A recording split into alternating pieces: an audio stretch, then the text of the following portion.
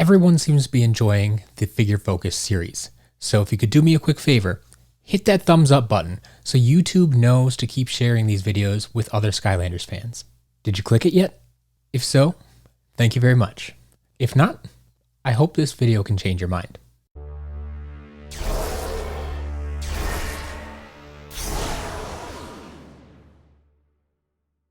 How many female characters are there in the original 32 Skylanders? Welcome to another episode of Figure Focus, where I, SCL Matt, focus on the figures of one character in the Skylanders franchise. This week, Hex. Series 1 Hex was one of the original 32 Skylanders in Spyro's adventure. Her Series 2 figure followed shortly after in Skylanders Giants. Sadly though, that is where Hex's run ends as far as standard figures. 2 years later, she did show up again as a mini called Hijinks, but that's as close as we get. Hex does have one chase variant that we call Pearl Hex. In the early days of creating variants, Activision hadn't quite nailed down how they wanted to handle them. Pearl Hex was distributed at the 2012 Toy Fair, but not the Toy Fair that most of you are thinking of in New York. This Toy Fair was in Nuremberg. That's in Germany. Now, there was an exclusive figure released at Toy Fair in New York, but it was not Hex. In later years, Activision decided to consolidate a bit. They reduced the number of trade show exclusive figures that they produced. Eventually, they just put out one event exclusive figure that they used at all of the trade shows. In any case, that's not even the biggest story I want to focus on for Hex. I want to focus on the final Hex figure, LightCore Hex. LightCore Hex was a part of Skylanders Giants. The game debuted in October of 2012. We patiently waited through Wave 1, Wave 2, Wave 3, Wave 4, and even Wave 5. But still, there was no sign of LightCore Hex. By June of 2013, every other single figure in the Skylanders Giants roster had been accounted for. But still, there is no sign of LightCore Hex. What was going on? Had they forgotten to produce a figure? Had they forgotten to ship a figure? As the E3 Expo rolled around that year, we finally got our answer. In June of 2013, the next game, Skylanders Swap Force, was announced. Along with this announcement, we learned that LightCore Hex would be distributed for free to anyone who pre-ordered Swap Force. But we wouldn't get the figure when we placed the pre-order. We would get the figure when we picked up our pre-order months later in October of 2013. So folks collecting Skylanders Giants figures literally could not complete their collection until the next game released. It was pretty wild, but that's not where the saga of LightCore Hex ends. Over the next 3 years, it was tough to go into a store and not see a LightCore Hex figure on the shelf. Now, I'm not 100% certain what happened here, but my theory goes something like this.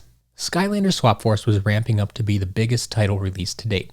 Spyro's Adventure and Giants had done well for the company, and they wanted to continue that expansion. To meet the expected demand for the new game, they produced more figures than ever before. I think this may have even included a few extra LightCore Hex figures, since they were planning to give one away with every starter pack they sold. They needed to make sure they had enough inventory to go around. Unfortunately, 2013 was also the year that the first real competition entered the scene. With Disney Infinity on the market, many shoppers ended up splitting their spending between the two franchises. So what could have been the biggest year for Skylanders actually was a little bit underwhelming. They produced more figures than ever before, but their sales did not continue to rise. But that wasn't the only problem. Despite countless advertising campaigns from Activision and my feeble efforts to inform the public, not everyone knew about the free LightCore Hex offer. Things only got worse in October when people tried to pick up their pre-orders, and the stores weren't informed or well prepared. I heard about stores that didn't have any LightCore Hex figures available on launch day. I heard about stores that put their stock of LightCore Hex on the shelf because they didn't know it was part of a promotion.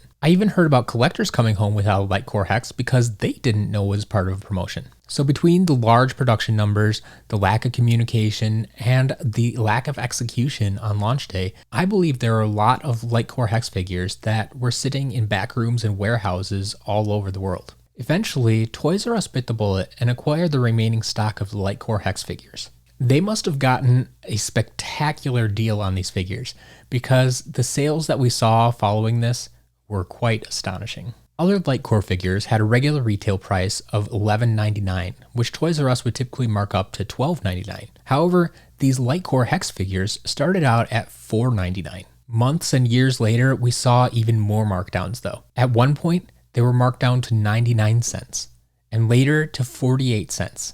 Once when they were marked at 99 cents, they even had a deal that if you bought one of them, they would give you 4 for free. No matter how good the deal was, you have to start to wonder if at some point Toys R Us started losing money on this because they just wanted to get these figures off their shelves. With that being said, let's dive into the rarity check. The Series 1 and Series 2 figures are relatively easy to find. However, you may have some trouble finding them completely intact. Hex had some very narrow appendages, and her arms and even her neck have been known to snap off quite regularly. These are some of the most commonly damaged figures I see on the secondary market. Hijinks was pretty easy to find during Trap Team, and she's one of the more common minis I see being resold. I just discussed LightCore Hex. While we had to wait longer than expected to get her originally, there ended up being more than enough to go around. So that leaves Pearl Hex, the only chase variant figure for Hex. For collectors here in the US, it doesn't help that it was only distributed internationally. It also doesn't help that it was a year 1 variant. While there always seem to be a few Pearl Hex figures available for sale, they always come at a high price. So unless you get really lucky, you're likely going to have to open your wallet a little bit wider to add this figure to your collection. Now let's check in with that trivia question. How many female characters are there in the original 32 Skylanders? The correct answer is 5. The gimme is Hex. I've already covered Stealth Elf. Then we also have Cinder, Sonic Boom, and Whirlwind. That's all I have for this week on Figure Focus, so let's check out those credits.